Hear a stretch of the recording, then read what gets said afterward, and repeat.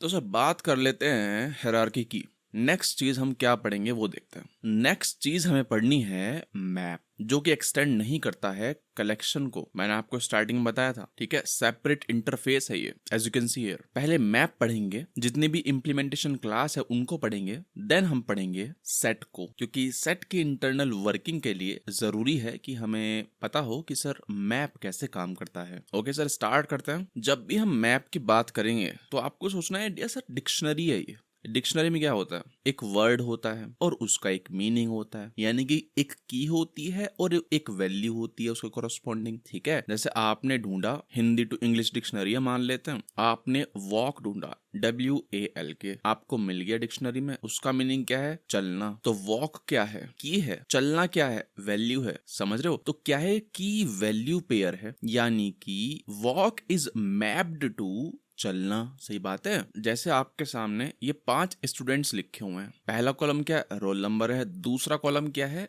Name है ना। बचपन में स्कूल में पढ़ते थे, ऐसे होता था कि एक रोल नंबर मैप्ड है टू अ स्टूडेंट। टीचर क्या बोलती थी, रोल नंबर बोलती थी 1 2 3। सही बात है। स्टूडेंट को पता चल जाता है कि हाँ ये नंबर इसका है या ये नंबर मेरा है, तो मेरे को प्रेजेंट बोलना है। यानी कि हर एक रोल नंबर मैप्ड है टू अ स्टूडेंट। यही तो है सर डिक्शनरी, यही है मैप, इसी को बोलते हैं मैप। की वैल्यू पेयर है सर, की वैल्यू पेयर है। सही बात है। अब देखो, क्या मेरे को एक चीज बताइए, एक नाम के मल्टीपल स्टूडेंट होते हैं क्या क्लास में? बिल्कुल होते हैं सर। लेकिन क्या 2 स्टूडेंट्स के सेम रोल नंबर होते हैं? बिल्कुल नहीं सर, मतलब ही नहीं बनता। यानी कि की तो यूनिक ही होती है सर। हाँ भाई, वैल्यूज होती है वो सेम हो सकती हैं। 2 बंदे हो सकते हैं जिनका नाम क्या है, अक्षित शर्मा। ठीक है, एग्जाम्पल दे रहा हूँ, यहाँ पे कुछ नहीं लिखा हुआ अक्षित शर्मा। ठीक है, जैसे मैंने आपको स्टार्टिंग बताया, map does not extend collection interface. ठीक है सर, की कैरेक्टरिस्टिक क्या है मैप इंटरफेस की, वो देख लेते हैं। सबसे पहले की वैल्यू पेयर, जैसे मैंने आपको बताया, हर एक एंट्री जो होती है ना मैप में, वो की एंड वैल्यू होती है। जितने भी अभी तक हमने डेटा स्ट्रक्चर्स पढ़े हैं, जैसे कि अरे list, linked list, stack, vector, उसमें मेनली हम एक ही चीज स्टोर कर रहे हैं। ठीक है, एक ही चीज कि सर नंबर्स हैं, कि सर नाम है, कि सर स्टूडेंट्स की लिस्ट है। समझ रहे हो, लिंक्ड लिस्ट में हाँ मुझे पता है कि हाँ भाई नोड भी स्टोर होता है, लेकिन एक्चुअल में जो हम डेटा बिजनेस लॉजिक जो है वो तो एक ही है सर, कि सर स्ट्रिंग्स स्टोर कर रहे हैं। लेकिन मैप का आप इस्तेमाल तब करेंगे जब आपको 2 चीजें स्टोर करनी होती हैं। जैसे मैंने अभी आपको बताया, रोल नंबर इज मैप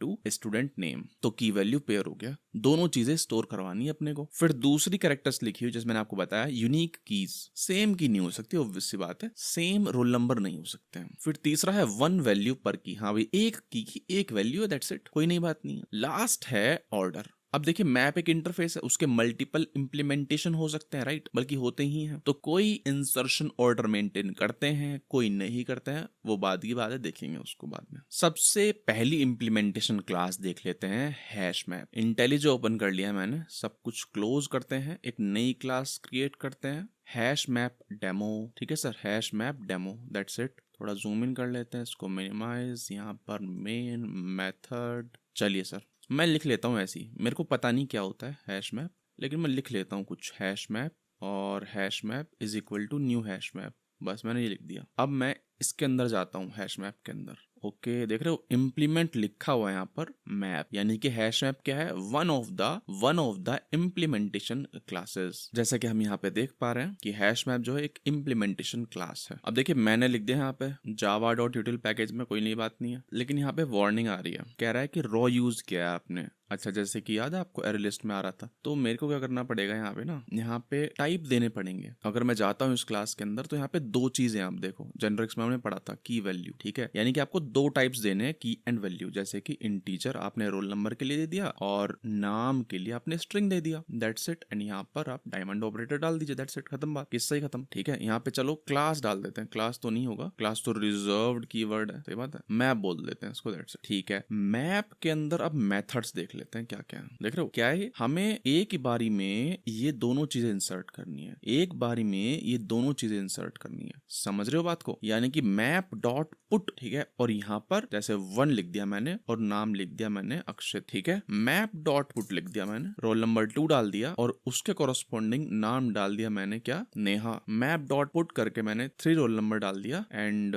नाम डाल दिया शुभम, ठीक है। तो अगर मैं अब इसको प्रिंट करके देखूं, शक्ल इसकी देख लेते हैं, रन करते हैं इसको, तो आप देख पाएंगे यहाँ पे, देख रहे हो मैपिंग हो गई है सर, कर्ली ब्रैकेट्स है, ठीक है। अगर आपने पाइथन पढ़ी है तो जस्ट लाइक डिक्शनरी है, ठीक है, वहां पे भी कर्ली ब्रैकेट्स से हम डिनोट करते हैं कि डिक्शनरी कैसी होती है, ठीक है, वो अलग चीज है। लेकिन यहाँ पे देखो लिखा है कि 1 इक्वल अक्षित, 2 इक्वल नेहा, 3 इक्वल शुभम, देख रहे हो। तो एक तरह से टेबल बन गया है, टेबल बन गया है। बचपन में याद है मैचिंग करते थे हम कि 1 फिर मैच करते थे भाई सही आंसर क्या है, ऐसी है कि sir 1 is map to Akshit, 2 is map to Neha, 3 is map to Shubham, ठीक है सर, कोई दिक्कत नहीं है। अब मेरे को चाहिए, मेरे को पता करना है कि सर किसका 3 रोल नंबर है। कुछ नहीं है सर, मैप डॉट गेट 3 कर लीजिए, ठीक है। अपने को पता ही क्या आना है, ऑल्ट एंटर कर देते हैं, स्ट्रिंग एस, इसको बोल देते हैं स्टूडेंट, ठीक है। String student is equal to map dot get 3, ठीक है। SOUT कर लेते हैं तो हमें पता चल जाएगा कि सर रोल नंबर 3 किसका है, ठीक है। देखिए शुभम आ गया। जरूरी नहीं है कि ये ऐसे ऑर्डर में लिखना है ना, ऑर्डर से मतलब नहीं है हैश मैप को, कैसे भी डाल दीजिए। चाहे अक्षित का रोल नंबर आप 11 डाल दीजिए, इसका 31 डाल दीजिए, ठीक है, दैट्स इट।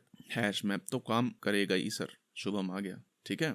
अच्छा अब चेक करते हैं, map dot gate 69 roll number है किसी का, देख लेते हैं। ऑल्ट एंटर, ऑल्ट एंटर, बताइए सर आंसर क्या आएगा, बताइए सर। प्रेजेंट ही नहीं है स्टूडेंट, तो देख रहे हो नल आया है, ठीक है। फिर एक और मेथड है सर, मैप डॉट कंटेन्स की चेक कर सकते हैं कि क्या हमारे मैप में कोई की एग्जिस्ट करती है या नहीं करती। जैसे चेक करें, अगर हम 2 चेक करते हैं और क्योंकि ये बुलियन रिटर्न करेगा तो डायरेक्टली हम इसको प्रिंट कर लेते हैं, ट्रू या फॉल्स, ठीक है। रन किया तो ट्रू आ जाना चाहिए क्योंकि हमें पता है कि ये जो की है ये नेहा की है, बल्कि नेहा से मैप्ड है, ओके, ऐसे बोलना चाहिए। फिर एक और चीज हम ये भी चेक कर सकते हैं, कंटेन्स वैल्यू, हम वैल्यू चेक कर सकते हैं। अगर हम शुभम सर्च करते हैं सही स्पेलिंग के साथ और सही केस के साथ, क्योंकि ये स्ट्रिंग है, तो सर ये भी चल जाएगा कि ये स्ट्रिंग हमारे मैप में एज वैल्यू स्टोर है या नहीं है, ठीक है। तो हमें पता है क्योंकि यहाँ पे हमने स्टोर किया है तो आंसर जो आएगा वो ट्रू आएगा, ठीक है, ओके। तो अगर आपको लूप चलाना है सर, तो लूप कैसे चलाएंगे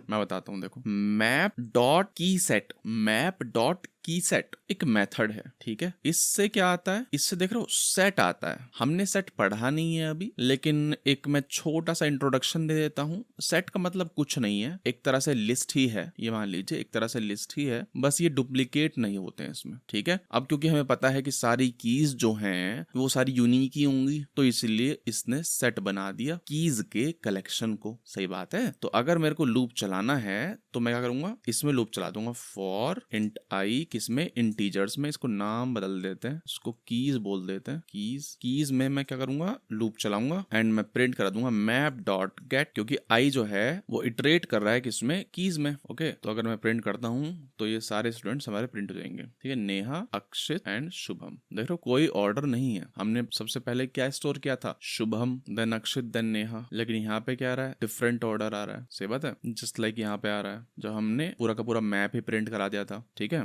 तो कोई ऑर्डर नहीं होता है हैश मैप में कि सर जिस ऑर्डर में आप स्टोर कर रहे हो जरूरी नहीं है उसी ऑर्डर में जब आप प्रिंट कराओगे तो चीजें आएंगी, ठीक है। अब हम यहाँ पे डायरेक्ट की सेट लिख सकते हैं, ठीक है, वेरिएबल में यहाँ पे इसको अलग से क्रिएट ना करा के डायरेक्ट यहाँ पे मैप डॉट की सेट हम कर सकते हैं, ओके। देखिए एक और मेथड है map dot entry set, alt enter करता हूं। अब देखिए ये सेट आ गया है, ठीक है। सेट मैंने बताया था एक तरह से लिस्ट ही समझ लीजिए, ठीक है। अच्छा तो अभी के लिए मैं लिस्ट बोल देता हूँ, चलो इसको। ये एक लिस्ट आ गई है किसकी, एंट्रीज की, बहुत सारी एंट्रीज है इसमें, ठीक है।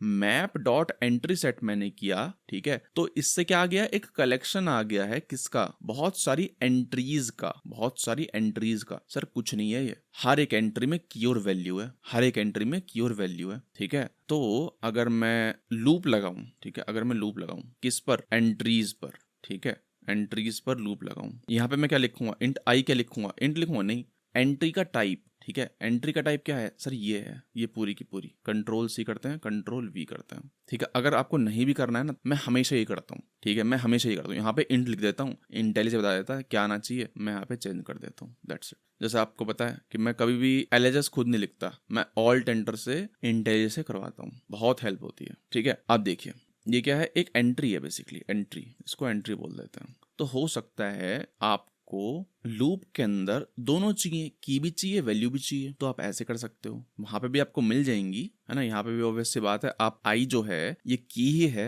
लेकिन अगर आपको कुछ काम करना है, एंट्री डॉट सेट, देख रहे हो सेट भी करा पा रहे हो, वहां पे सेट वैल्यू करा पा रहे हो, ठीक है। लेकिन हमें तो सिर्फ क्या चाहिए, की वैल्यू चाहिए, तो एंट्री डॉट गेट की, ठीक है, प्लस कर देते हैं, स्ट्रिंग कॉन्कैटिनेशन लगा देते हैं, plus entry dot get value, ठीक है। तो एक ये भी तरीका है लूप लगाने का हैश मैप के अंदर, देख रहे हो ये आ गया, ठीक है। आप ऐसे कर सकते हो। चलो मेरे को क्या करना है ना, मेरे को सभी को कैपिटल लेटर में करना है सेट, तो हम क्या करेंगे, entry dot set value, entry dot get value dot to upper case, that's it, और कुछ नहीं करना है, ठीक है। फिर आखिरी में एक बार प्रिंट करा के और देख लेते हैं मैप को, सभी जो वैल्यूज हैं यानी कि सभी जो नाम है वो आखिरी में कैपिटल लेटर हो जाएंगे, ठीक है। तो इस तरह से आप इटरेट कर सकते हो मैप पर। तो सर की कैरेक्टरिस्टिक्स क्या है, कोई ऑर्डर नहीं होता है, पहली बात ये। फिर क्या कह रहा है, वैल्यू तो नल हो सकती हैं, वैल्यू तो कितनी भी नल कर लो आप, नेहा की जगह नल डाल दो, ठीक है, अक्षित की जगह नल डाल दो, लेकिन की में मैप डॉट पुट की में सिर्फ एक ही नल हो सकता है। जैसे मैं डाल देता हूँ, कुछ भी डाल देता हूँ, यहाँ पे मैंने अपना ही नाम डाल दिया, ठीक है। मैप डॉट, मैं ट्राई करता हूँ एक और नल डालने की, यहाँ पे मैंने डाल दिया राम। अब देखो होगा क्या, सर की तो हमेशा यूनिक होती हैं, तो यार इसमें कोई नई बात नहीं है, ठीक है। ये क्या कर रहे हो, बेसिकली आप रिप्लेस कर दे रहे हो। नल से मैप्ड किया आपने विपुल, देन नल से आपने मैप्ड किया राम, तो सर विपुल की एंट्री गायब हो गई। अब समझ रहे हो, आपने राम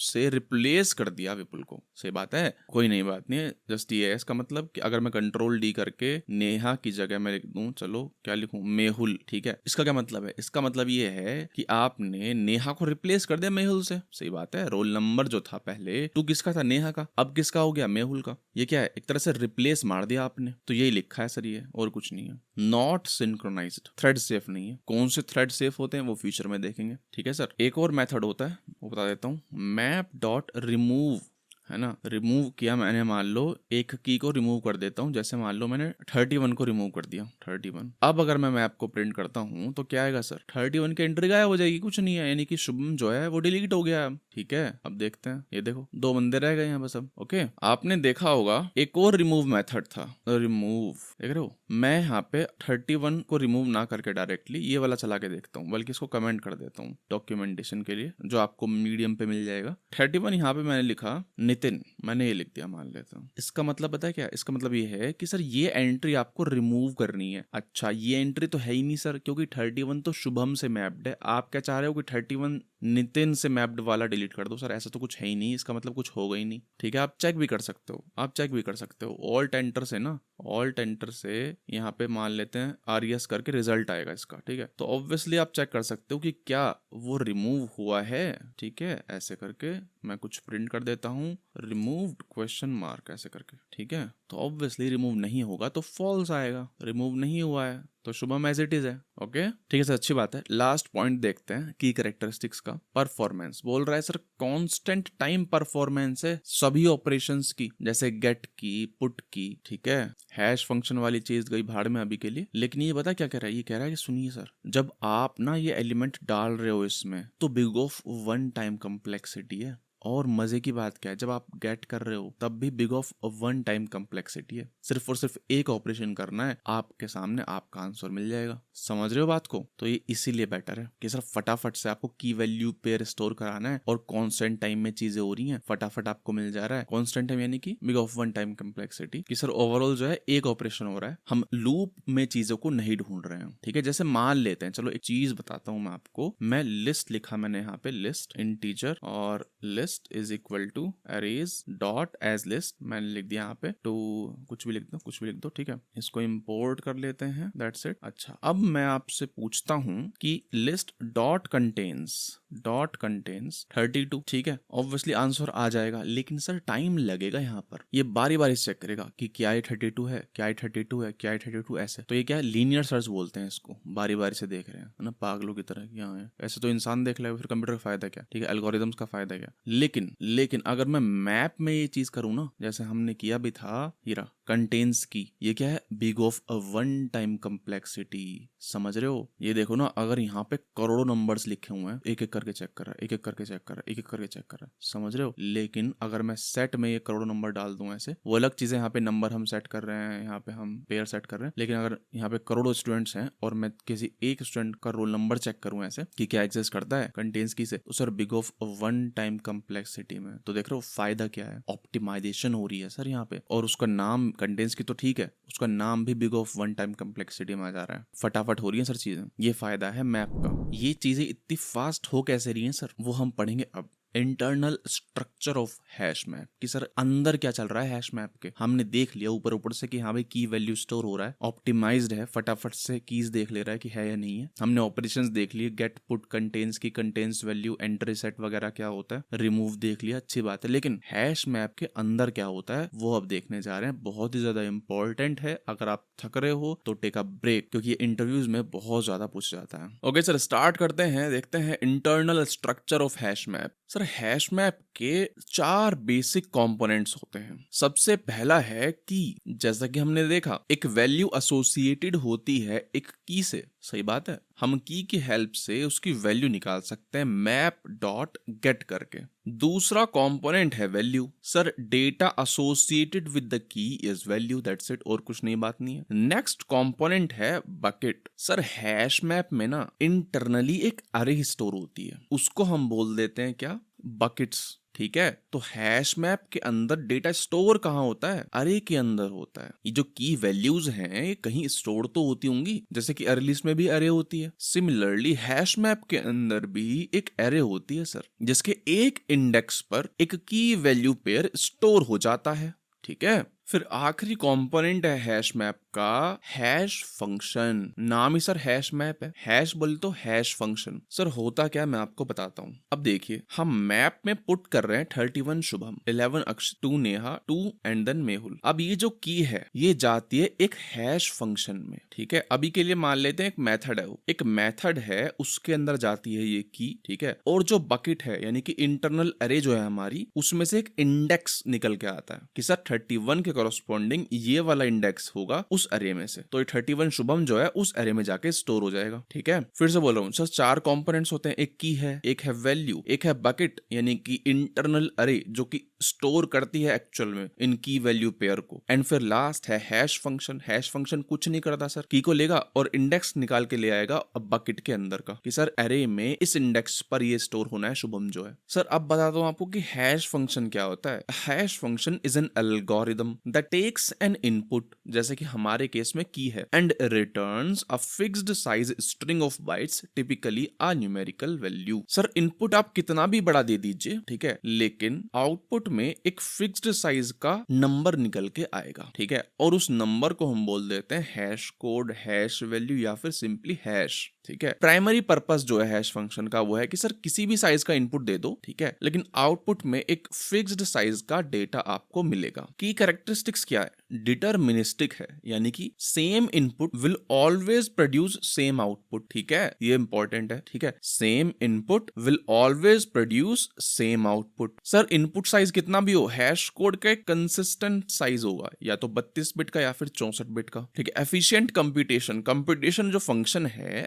वो ऑप्टिमाइज्ड है, उसमें ज्यादा टाइम लगता नहीं है, इसी वजह से हैश मैप फास्ट होते हैं, देखेंगे बाद में, ठीक है। सर हमें पता चल गया है कि सर 4 कंपोनेंट्स होते हैं हैश मैप के, की value bucket and hash function. हमने ये भी देख लिया हैश फंक्शन होता क्या है, कुछ नहीं करता सर, कुछ इनपुट आएगा उसके कोरस्पोंडिंग का आउटपुट आ जाएगा, सेम इनपुट का सेम आउटपुट आएगा, ठीक है। हैश मैप की बात करें तो एक की को ले लेता है एंड हमें इंडेक्स दे देता है हमारी बकेट में से, ठीक है सर। अब स्टेप्स देखते हैं कि सर डेटा कैसे स्टोर होता है हैश मैप के अंदर। स्टेप 1 क्या है सर, हैशिंग द की। सबसे पहले जो है की पास कर दी जाती है एक हैश फंक्शन में, जिससे कि एक यूनिक हैश कोड जनरेट होता है, सही बात है। जैसे मैंने बताया उसको हैश बोल दीजिए, हैश कोड बोल दीजिए, कुछ भी बोल दीजिए। तो जब मैं ये पुट कर रहा हूं तो 31 जो है वो हैश फंक्शन में पास किया जाएगा, उसके कोरस्पोंडिंग एक हैश कोड जनरेट हो जाएगा, ठीक है सर। फिर लास्ट लाइन में लिखा हुआ है this hash code helps determine where the key value pair will be stored in the array, कि सर जो अरे है उसमें कहां पे स्टोर करूं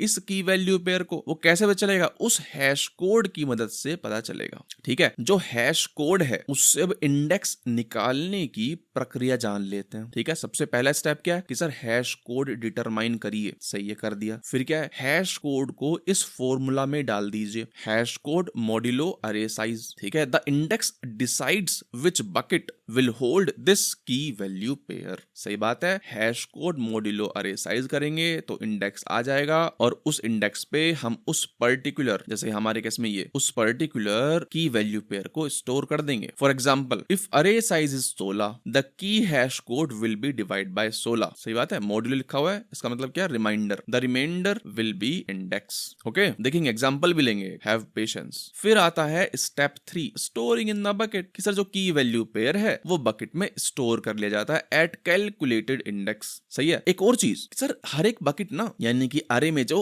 एक इंडेक्स है उस पर मल्टीपल की वैल्यू स्टोर भी हो सकते हैं। बताऊंगा कैसे, लिखा भी है सर, डिस्कस लेटर। छोटा सा एग्जांपल अभी के लिए, अगर मैं लिखता हूं मैप डॉट पुट एप्पल 50, अब देखो एप्पल की है, इसका भी हैश कोड जनरेट होगा, वो भी एक इंटीजर आएगा, उस इंटीजर को हम डिवाइड कर देंगे अरे के साइज से। अरे का साइज कितना है वो देखेंगे अभी। बाय डिफॉल्ट उस अरे का साइज 16 होता है, बता देता हूं। ठीक है, तो उस हैश कोड को डिवाइड कर देंगे इस किससे, 16 से। जो रिमाइंडर आएगा वो इंडेक्स होगा, वहां पर हम एप्पल को स्टोर कर देंगे। ओके सर, आई होप आपको चीज समझ में आ गई होंगी कि सर हैश मैप में जब हम डेटा डालते हैं तो क्या होता है। ठीक है, एग्जांपल लेंगे अभी, पहले हम देख लेते हैं कि गेट कैसे होता है और कुछ होता है कोलिजन करके, वो भी देखेंगे। ठीक है, देन हम एक बड़ा एग्जांपल लेंगे। ओके, अब देखते हैं how hash map retrieves the data. पहले क्या, देखो सुनो मेरी बात, व्हेन वी कॉल गेट की, जब हम गेट करते हैं, गेट मेथड चलाते हैं जैसे कि हमने चलाया यहाँ पर, तो hash map follows these steps. पहला क्या है, हैशिंग द की, जैसे कि इंसर्शन में होता है, सिमिलरली क्या होगा, रिट्रीवल में भी होगा। 31 का पहले हैश कोड निकलेगा। ठीक है, यूजिंग अ हैश फंक्शन, जावा एक इंटरनली एक हैश फंक्शन यूज कर लेता है ना, सेम हैश फंक्शन जो कि पुट के दौरान किया गया था, उससे हैश कोड निकल जाता है, हैश कोड से फिर इंडेक्स निकल जाता है। वही लिखा हुआ है कि हैश करते हैं पहले, फिर फाइंड इंडेक्स करते हैं, फिर क्या करते हैं, जब करेक्ट इंडेक्स मिल जाता है अरे का, उसमें फाइंड करते हैं की को। कह रहा है कि once the correct bucket is found, यानी कि अरे में एक सही इंडेक्स हमें मिल गया है, तो हम फाइंड करते हैं कि सर उस इंडेक्स पर वो रखा हुआ है क्या। अच्छा, आप सोच रहे होगे कि सर अरे है, एक अरे में फाइंड क्यों कर रहे हो। जैसे मान लेते हैं ये क्या है, हमारी इंटरनल अरे है। ठीक है, ऐसे बना दिया, साइज वाइज पे ध्यान मत दीजिए। ठीक है, इसको बोल देते हैं बकेट अरे, ARR। ठीक है, स्टेप्स अपने को पता ही है। सबसे पहले क्या होता है, सर की का हैश कोड निकलता है using a inbuilt hash function. Java के अंदर हैश फंक्शन होता है, उससे हैश कोड निकलता है, उसकी नॉलेज होने की जरूरत नहीं है। फिर दूसरा, उस हैश कोड से इंडेक्स निकलता है। मान लेते हैं ये इंडेक्स निकल गया सर। फिर मैंने बोला कि हमने क्या किया था, मैप डॉट गेट किया था 31।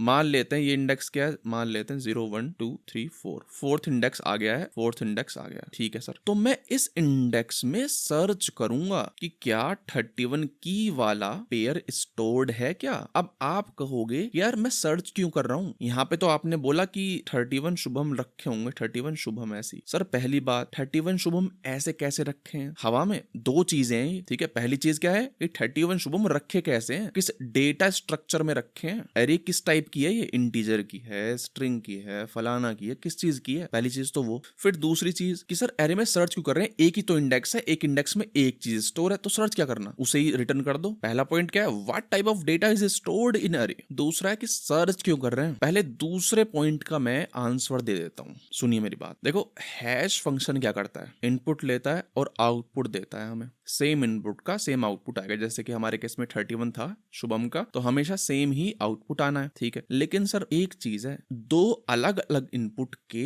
एक आउटपुट आ सकते हैं, यानी कि दो अलग अलग इनपुट का सेम आउटपुट आ सकता है, इसको बोलते हैं कोलिजन। ऐसा क्यों हो रहा है, क्योंकि सर हैश क्या है, मैंने आपको बताया था, हैश फंक्शन प्रोड्यूस करता है finite number of possible hash values. सही बात है, आप इनपुट तो कितना ही बढ़ दे रहे हो, लेकिन आउटपुट क्या है सर, आउटपुट तो फाइनाइट नंबर ऑफ वैल्यूज में से आएगा ना, कि सर ये वैल्यूज हैं, ये वैल्यूज हैं इतनी सारी, उनमें से एक आ जाएगा। सही बात है, तो इसी वजह से कोलिजन हो सकता है कि दो इनपुट का सेम आउटपुट आ जाए, है ना। सर हैश फंक्शन तो कुछ भी हो सकता है। एक मैं आपको एग्जांपल देता हूँ, एक नया क्लास जनरेट कर लेता हूँ, test1, बल्कि हैश करके हम क्लास क्रिएट कर लेते हैं। एंड यहाँ पर मेन मेथड, यहाँ पे एक एग्जांपल ले लिया मैंने, नाम है सिंपल हैश, एक स्ट्रिंग लेगा और एक आउटपुट आउटपुट देगा। क्या कर रहा है हमें मतलब नहीं है, ठीक है, एक हैश फंक्शन है, दैट्स इट, और कुछ मत सोचिए। यानी कि हम चाह रहे हैं कि हम इनपुट में कुछ भी दें, जैसे कि सिंपल हैश और कुछ भी दे दीजिए, जैसे ओके दे दिया आपने, तो इसके कोरस्पॉन्डिंग एक इंटीजर आ रहा है, बहुत अच्छी बात है, हमने खुद ने लिख दिया है, ठीक है, 8 आ गया, हमने लिखा ओके ए करके आ गया, 5 आ गया, अच्छी बात है। अब मैं लिखता हूँ चलो ABC लिख देता हूँ, कितना आ रहा है, 8 आ रहा है, ठीक है सर। मैं एक और लिखता हूँ, CBA लिख देता हूँ सर, CBA, ठीक है, देखते हैं क्या आ रहा है, 8 आ रहा है, देख रहे हो, दोनों सेम आ रहे हैं आउटपुट, इनपुट डिफरेंट था, इसको बोलते हैं कॉलिजन। कि सर ये जो हैश फंक्शन है इसके आउटपुट की एक छोटी सी दुनिया है, ठीक है, छोटी सी दुनिया है, यानी कि फाइनाइट नंबर ऑफ आउटपुट ही आ सकते हैं, लेकिन इनपुट तो सर कुछ भी हो सकता है, इसी वजह से कॉलिजन होता है, दैट्स इट। तो सर कॉलिजन की वजह से क्या होता है, जो हमारी एरे है उसमें एक की वैल्यू पेयर स्टोर नहीं होता है, उसमें होते हैं मल्टीपल की वैल्यू स्टोर। क्यों? जैसे कि मान लीजिए की वैल्यू पेयर है K1 V1, ठीक है, एक दूसरा है K2 V2, इनके कोरस्पॉन्डिंग सेम हैश कोड आ गया और सेम इंडेक्स आ गया, तो कैसे करोगे बताओ? मान लो ये आ गया कि यहाँ पर स्टोर करना है, तो हम कैसे करेंगे? सबसे पहले हमने ये पुट करा, तो हम ये पुट कर देंगे K1 V1, ठीक है, फिर इसका भी सेम इंडेक्स आया तो हम इसको डाल देंगे K2 V2। ऐसे कैसे डाल दिया सर? ऐसे डाल दिया, ये होते हैं लिंक्ड लिस्ट, ठीक है, यानी कि हर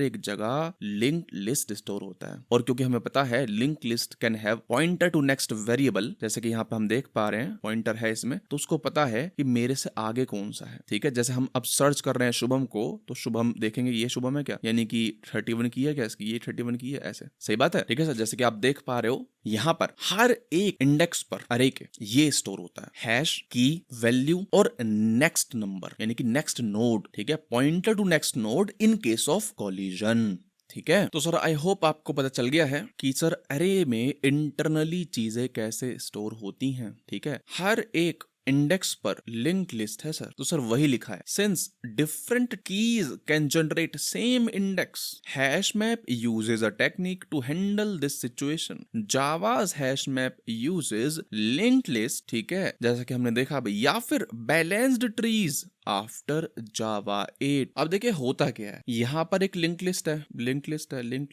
यहाँ पर भी एक लिंक लिस्ट है इन केस ऑफ कॉलिजन, ठीक है। कॉलिजन बहुत बहुत बहुत कम होता है, ठीक है, उसी तरह से ऑप्टिमाइज्ड है हैश फंक्शन, लेकिन अगर होता है तो ऐसी सिचुएशन आती है कि सर लिंक लिस्ट है, ठीक है। तो एक बात बताइए, मान लो मेरे को यहाँ सर्च करना है एक एलिमेंट, जैसे मान लो बहुत सारे हैं, वर्स्ट केस सिनेरियो मान लेते हैं, बहुत बड़ी ये क्या है लिंक लिस्ट रखी हुई है यहाँ पे, और जो एलिमेंट मेरे को चाहिए वो आखिरी में है, तो बहुत टाइम लगेगा सर, मैं इसको देखूंगा, सही बात है कि मैं सर्च कर रहा हूँ कि क्या इसमें सेम की है, इसमें सेम की है, तो सर लिंक लिस्ट के केस में ये लीनियर सर्च कर रहा है, बहुत टाइम लगेगा सर, बिग ऑफ n की टाइम कॉम्प्लेक्सिटी है। इसी वजह से जावा 8 के बाद क्या हुआ, हम लिंक्ड लिस्ट को यूज ना करके हम यूज करते हैं balanced binary search tree, more specifically red black tree. Basically होता क्या है, लिंक लिस्ट कन्वर्ट हो जाता है रेड ब्लैक ट्री में जब एक पर्टिकुलर बकेट में एंट्रीज एक सर्टेन थ्रेशोल्ड से ज्यादा हो जाती हैं, कि सर मामला जो है वो हाथों से निकल रहा है, ठीक है, सर्च करने में टाइम लग सकता है, तो रेड ब्लैक ट्री में कन्वर्ट हो जाना चाहिए इस लिंक लिस्ट को, ऐसे होता है। वो जो सर्टेन थ्रेशोल्ड है वो क्या है, 8 बाय डिफॉल्ट, ठीक है। तो जहां पर लिंक लिस्ट में टाइम लग रहा था बिग ऑफ n का सर्च करने में, यहां पर लगता है log n।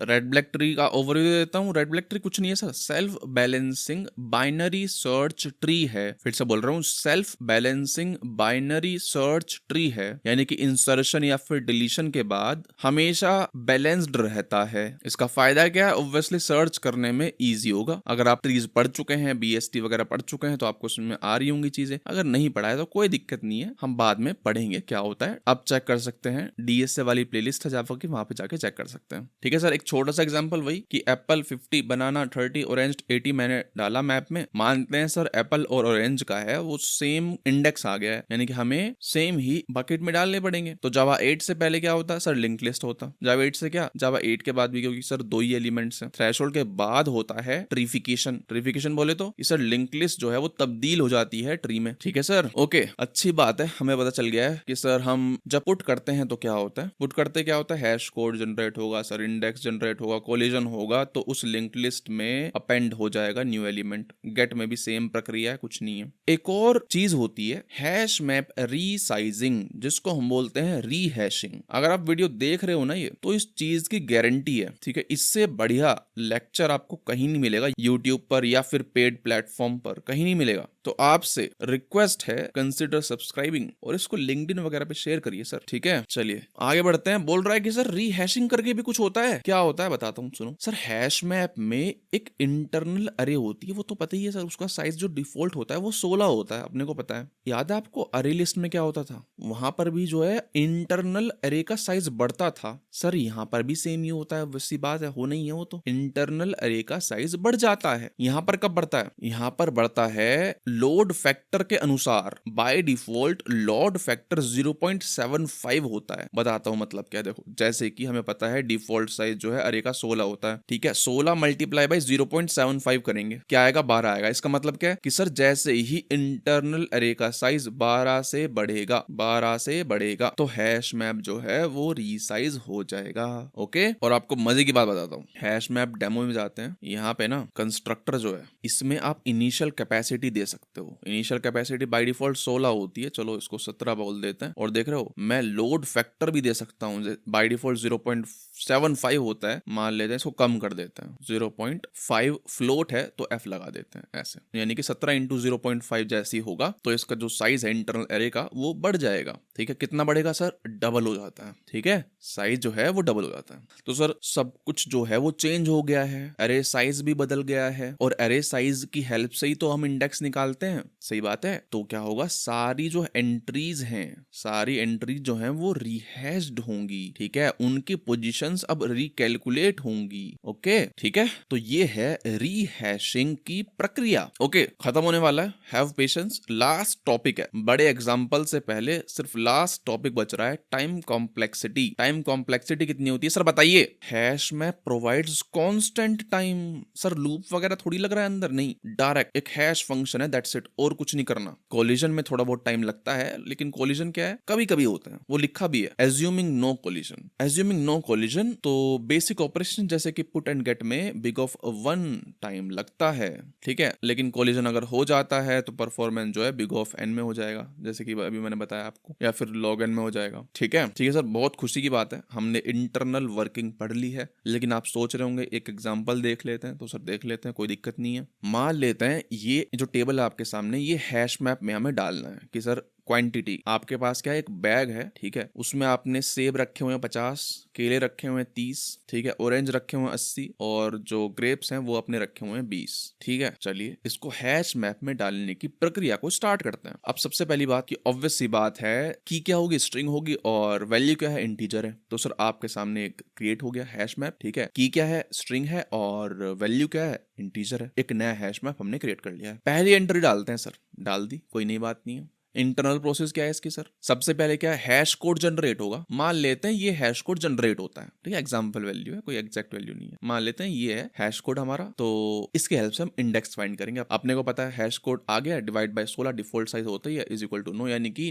9th इंडेक्स पर हम एप्पल को रख देंगे। सिमिलरली हमने बनाना रख दिया है, ग्रेप रख दिया, ऑरेंज रख दिया है। लेकिन आपने देखा होगा, आपकी चतुर आंखों ने देखा, अच्छा कि सर यहाँ पे 4 इंडेक्स आ रहा है, कोई दिक्कत नहीं है, यहाँ पे 14 इंडेक्स आ रहा है सर, ये भी ठीक है, चलो कोई दिक्कत नहीं है, परेशान होने वाली बात नहीं है। अरे ग्रेप्स जो हैं उनका भी क्या आ रहा है, 14 आ रहा है, यहाँ पे तो कॉलिजन हो गया है। ठीक है सर, कॉलिजन हो गया यहाँ पे, अब क्या किया जाए, कुछ नहीं है सर, दिक्कत वाली बात क्या है, hash map handles the collision by adding a grape to the linked list in the bucket 14। तो पहले हमने क्या डाला था, ऑरेंज डाला था, ठीक है, तो ऑरेंज देन ग्रेप आ जाएगा उस लिंक्ड लिस्ट में, दैट्स इट। तो फाइनली जो हमारी बकेट है वो कुछ ऐसी दिखेगी, देखो 4th पोजीशन पे क्या है, बनाना रखा हुआ, कोई दिक्कत नहीं है। 9th पोजीशन पे एप्पल रखा हुआ, 14th पोजीशन में देखिए ऑरेंज देन ग्रेप रखा हुआ है लिंक्ड लिस्ट में। ठीक है, अब 2 ही है तो ट्रिफिकेशन होगा नहीं, सही बात है, तो लिंक लिस्ट में स्टोर रखे रहेंगे, कोई दिक्कत नहीं है। जावा 8 के बाद ट्रीफिकेशन कब होता है, यानी कि रेड ब्लैक ट्री में कन्वर्ट कब होते हैं, जब थ्रेशोल्ड के बाद जब इनका साइज एक थ्रेशोल्ड से ज्यादा हो जाता है। बाय डिफॉल्ट उसका थ्रेशोल्ड का साइज जो होता है वो 8 होता है। ओके,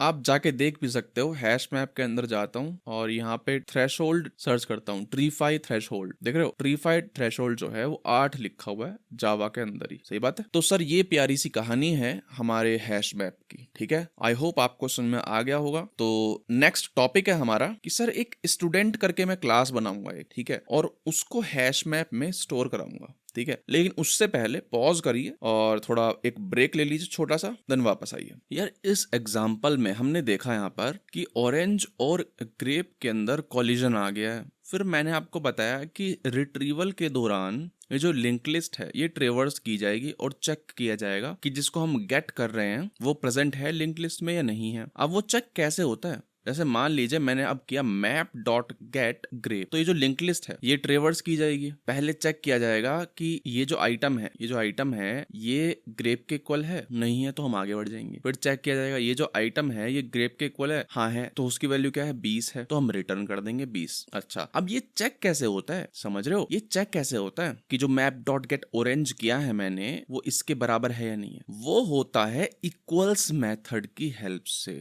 ठीक है। एक मेथड होता है हैश कोड, ठीक है, जिससे कि हैश जनरेट होता है। एक होता है इक्वल्स, जिससे इक्वालिटी चेक होती है। मतलब बताऊंगा अभी, हैव पेशेंस। देखिए हमने क्या किया था, मैप डॉट पुट किया था ऑरेंज 80 और मैप डॉट पुट किया हमने ग्रेप 20। सही बात है, दोनों का हैश कोड मान लेते हैं सेम आया जैसे हमने एग्जांपल में देखा, और उससे क्या हुआ, दोनों जो हैं 14th इंडेक्स पर जाकर स्टोर हो गए। तो कैसे देखेंगे 14th इंडेक्स पर, ऑरेंज 80 ग्रेप 20। सही बात है।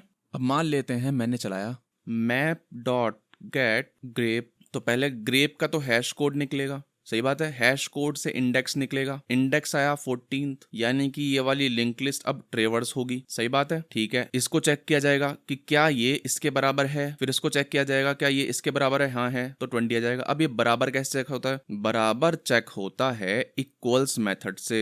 अब क्योंकि यहाँ पर स्ट्रिंग है, यहाँ पर क्या है स्ट्रिंग है, तो ग्रेप चेक किया जाएगा क्या ग्रेप इक्वल्स है इस वाले ग्रेप के, हाँ है, इसका मतलब है कि यही वाला है। सही बात है। यहाँ पर इक्वल्स मेथड क्या है, सिंपल सी कहानी है, इक्वालिटी चेक करनी है, ग्रेप इक्वल है, समझ रहे हो, तो यहाँ पर 20 रिटर्न हो जाना है। लेकिन अगर मान लो एक क्लास है स्टूडेंट, दो फील्ड है int ID and string name, और एक हैश मैप है स्टूडेंट और उनके मार्क्स का एक हैश मैप है, ठीक है, स्टूडेंट और उनके मार्क्स का। ऐसे जैसे मान लेते हैं राम जिसका रोल नंबर 1 है, श्याम जिसका नाम क्या है रोल नंबर 2 है, नेहा जिसका रोल नंबर 3 है, इसके मार्क्स कितने हैं 90, इसके 89, इसके 91, ऐसे करके। तो ये क्या हैश मैप है, तो इसलिए की क्या है इस समय स्टूडेंट है और वैल्यू क्या है इंटीजर है। तो मान लेते हैं राम विद रोल नंबर 1 मैं मैप में पुट करना चाह रहा हूं, मैप डॉट पुट किया मैंने, ठीक है, जैसे student is equal to new student कर लिया मैंने, एंड S1 डॉट सेट कर दिया मैंने नाम Ram, S1 dot set ID या फिर रोल नंबर जो भी है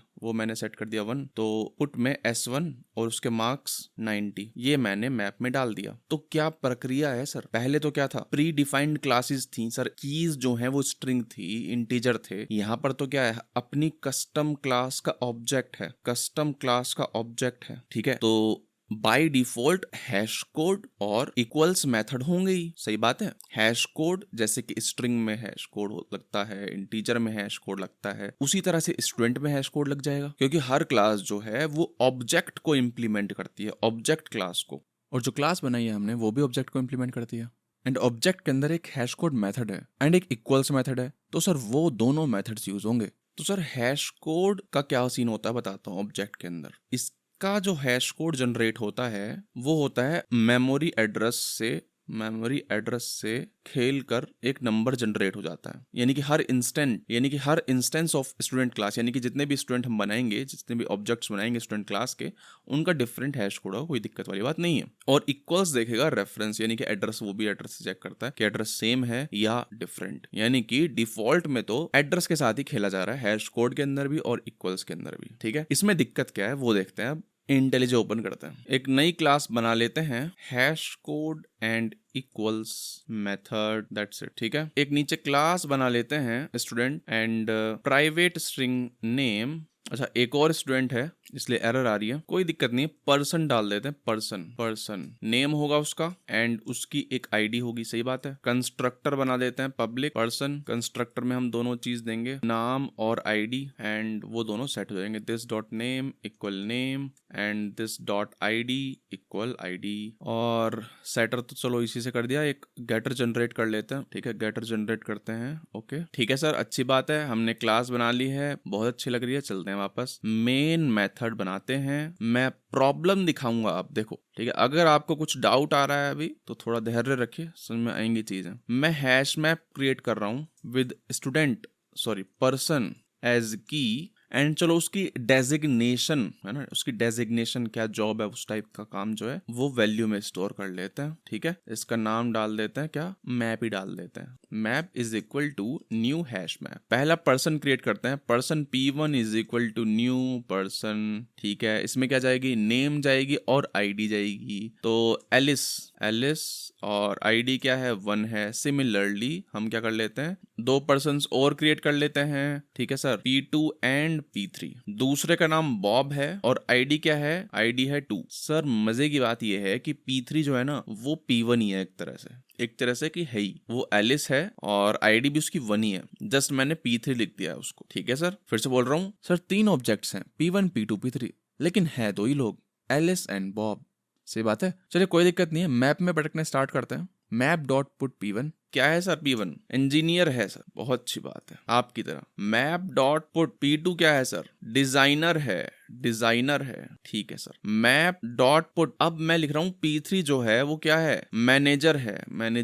ठीक है, अब ध्यान से देखिए, हम चाह क्या रहे हैं, हम चाह ये रहे हैं कि P3 जो कि एलिस ही है, उसकी पोजीशन, उसकी डेजिग्नेशन, उसका एम्प्लॉयमेंट, जो भी आप बोलें, ठीक है, उसका कामकाज, वो मैनेजर हो जाए। सही बात है, लेकिन होगा क्या बताइए, मैंने आपसे क्या बोला था सर, हैश कोड जनरेट होता है, उससे इंडेक्स आता है। ठीक है, आया होगा कुछ हैश कोड और उससे इंडेक्स आ गया हो। ठीक है, सिमिलरली यहाँ पर भी हैश कोड देन कोई इंडेक्स खा लिया तो डाल दिया डायरेक्ट। ठीक है, अब देखो यहाँ पर hash code and then index, क्योंकि हैश कोड की डेफिनेशन हमने तो नहीं दी है, पर्सन जो क्लास है ऑब्जेक्ट को एक्सटेंड कर दी है, तो ऑब्जेक्ट के अंदर क्या रखा हुआ है, हैश कोड। सर मेमोरी के साथ कुछ उठापटक होती है और हैश कोड निकल जाता है, क्योंकि हमने यहाँ पे न्यू कीवर्ड इस्तेमाल किया, तो इसका हैश कोड और इसका हैश कोड क्या आएगा, डिफरेंट आएगा, तो वो एक अलग इंडेक्स पे रखे जाएंगे। समझ रहे हो, यानी कि मैप में 3 एंट्रीज रखी होंगी, समझ रहे हो। एक मैं आपको दूसरा एग्जांपल देता हूँ, इंटीजर, बल्कि इसको बोल देते हैं स्ट्रिंग, और यहाँ पे integer map is equal to new hash map. सही है, ऐसा भी तो कर ही सकते हैं, क्योंकि मैप क्या है, पेरेंट क्लास है। अच्छा, 2 बार मैप हो गया तो मैप 1 बोल देता हूँ इसको मैं। ठीक है, एक नया हैश मैप है ये। ठीक है, एक दूसरा एग्जांपल दे रहा हूँ, आपको और चीजें क्लियर होंगी। मैंने लिखा मैप डॉट पुट कि सर शुभम के मार्क्स कितने हैं, सर शुभम के मार्क्स हैं 90। ठीक है सर, अच्छा सर नेहा के मार्क्स कितने हैं, सर नेहा के मार्क्स हैं 92, कोई दिक्कत नहीं है सर। फिर मैंने लिखा map 1 dot put, sir Shubham के मार्क्स ना असल में मैंने गलत लिख दिए थे, इसके मार्क्स तो 99 हैं, बहुत ही मेहनती बच्चा है ये। अच्छा, तो होगा क्या सर, मैं बताता हूँ। यहाँ पर क्या हुआ सर, हैश कोड जनरेट होगा। ठीक है सर, कोई दिक्कत नहीं, स्ट्रिंग क्लास के अंदर होगा कोई हैश कोड, वो जनरेट होता होगा। ठीक है, अगर मैं जाता हूँ स्ट्रिंग क्लास में, यहाँ पे हैश कोड लिखता हूँ तो कुछ ना कुछ तो आएगा ही, ये सब आ रहा है, ये सब है ना, बढ़िया सी चीज हो रही है, कुछ अच्छी बात है।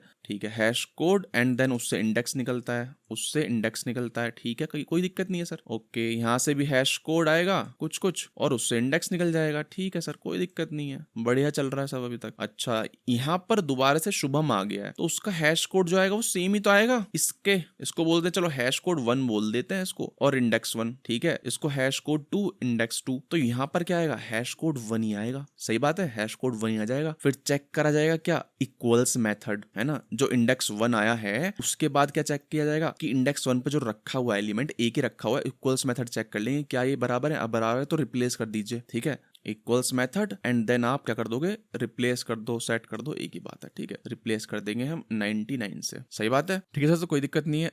अच्छा अब देखिए यहाँ पर क्या होगा, यहाँ पर हैश कोड 1 जनरेट होगा, इंडेक्स 1 जनरेट हो जाएगा, हैश कोड 2 कुछ वैल्यू हो सकती है, इंडेक्स 2 कुछ वैल्यू हो सकती है। अब हम चाह रहे थे यहाँ पर हैश कोड 1 ही जनरेट हो सर, समझ रहे हो, लेकिन हुआ क्या, हैश कोड 3 इंडेक्स 3। यहाँ पर तो क्या है, स्ट्रिंग का अपना हैश कोड मेथड था, अभी हमने देखा, ठीक है, उससे जब हमने शुभम पास किया, ठीक है, हैश कोड 1 जनरेट होगा, ठीक है, दोबारा से शुभम पास कर रहे हो सर, दोबारा से भी तो हैश कोड 1 जनरेट होगा, कोई नई बात। लेकिन ऑब्जेक्ट के अंदर जो हैश कोड है वो क्या मेमोरी के साथ खेलता है, इसकी मेमोरी अलग है, इसकी मेमोरी अलग है, इसलिए hash code 1 different, hash code 3 different, index 1 different, index 3 different. समझ रहे हो, ये कहानी है, ठीक है। इसको थोड़ा नीचे डाल देते हैं, ऊपर आते हैं वापस से।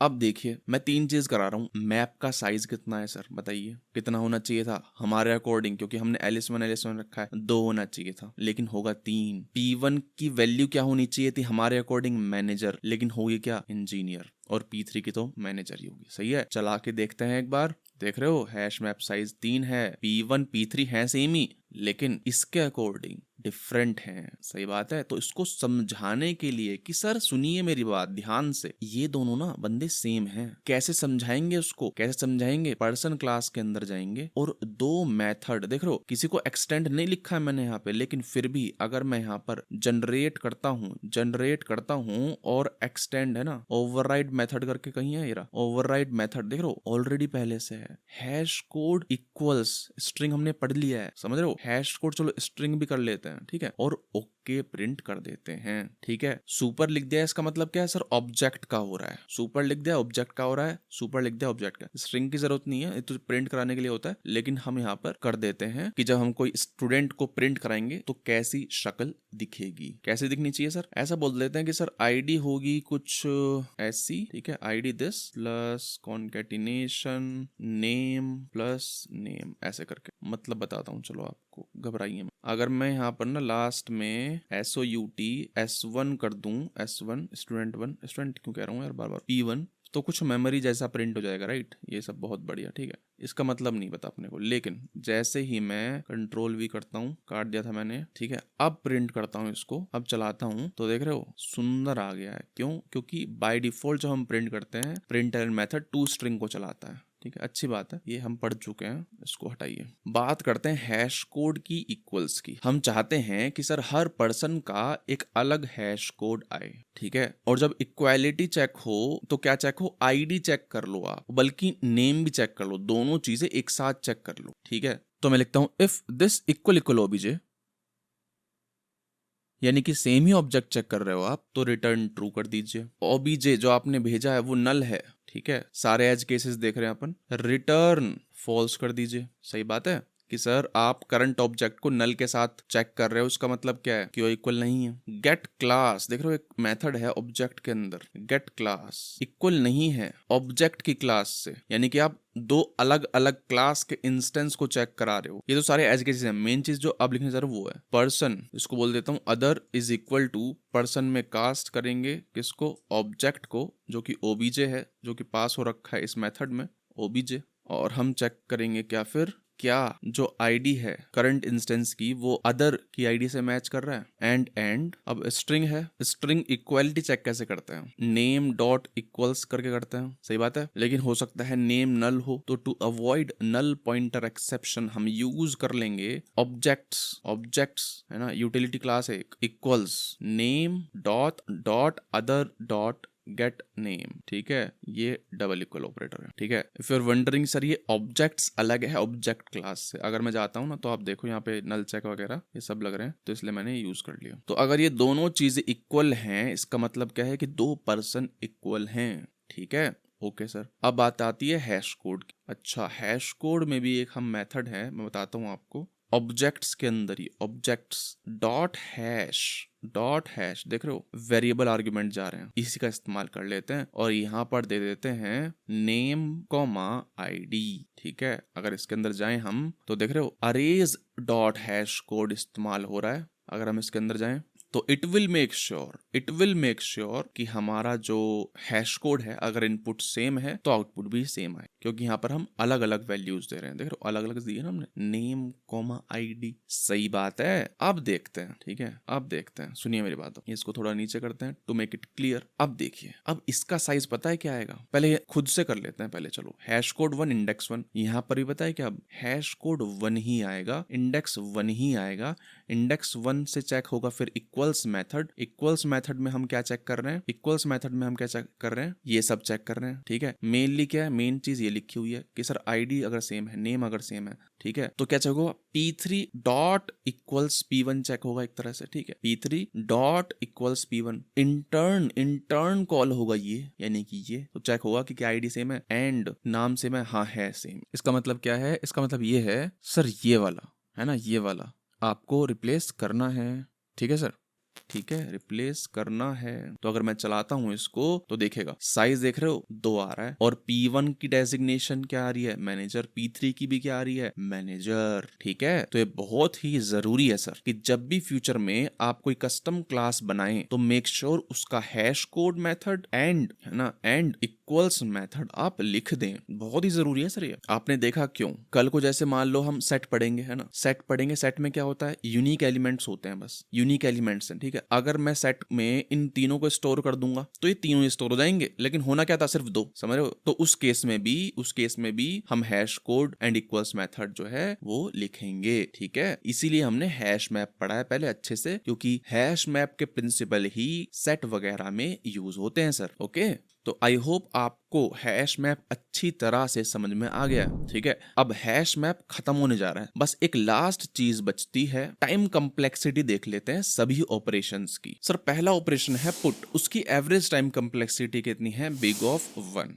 वर्स्ट केस कितनी है, big of log n। Average case में बिग ऑफ 1 क्यों है sir, sir direct bucket access है। वर्स्ट केस में क्यों है सर, कॉलिजन आ जाता है तो log n में रेड ब्लैक ट्री में इंसर्शन की है वो। ठीक है, वर्स्ट केस बोले तो कि बेकार से बेकार टाइम कॉम्प्लेक्सिटी कितनी होगी सर, जब कॉलिजन आएगा। ऑपरेशन दूसरा गेट मेथड, सेम चीज है, बिल्कुल सेम चीज है। एवरेज में बिग ऑफ 1, क्योंकि सेम ही ऑपरेशन होता है। वर्स्ट केस में log n, वही रेड ब्लैक वाला, सही बात है। रिमूव में भी सेम ही है सर, सेम ही काम होना है, तो उसके केस में भी बिग ऑफ 1 एवरेज केस में, वर्स्ट केस में log n, क्योंकि पहले फाइंड होगा, वही सब कहानी है। फिर क्या है सर, कंटेन्स की, भाई कंटेन्स की में भी सेम ही है, सेम ही कहानी होती है उसमें भी, लेकिन कंटेन्स वैल्यू में डिफरेंट होती है, क्योंकि सभी एंट्रीज रिवर्सल करनी पड़ेंगी वहां पे। तो वहां पे कोई हैश कोड वगैरह का लफड़ा नहीं है, समझ रहे हो बात को। कंटेन्स वैल्यू में वहां पे तो लीनियर सर्च होती है। ठीक है, फिर अगला मेथड है साइज में बिग ऑफ 1 टाइम कम्प्लेक्सिटी है, कुछ भी कर लीजिए, एवरेज में भी और फर्स्ट में भी, क्योंकि जो साइज है वो एक सेपरेट फील्ड में स्टोर किया जाता है, उसके लिए इटरेशन की जरूरत नहीं है। ठीक है,